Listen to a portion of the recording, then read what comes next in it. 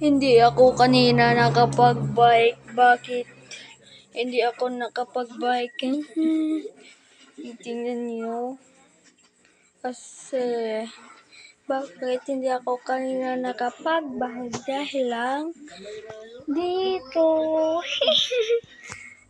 Hindi kasi hindi ako kanina nakapag-bike. Yan. Napadlock ni mama. Tingnan niyo. Dinak.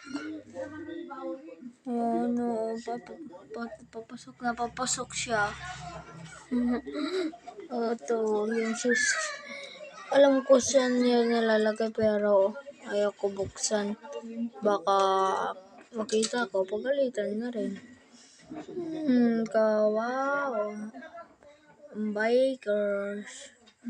Bawi na lang bukas.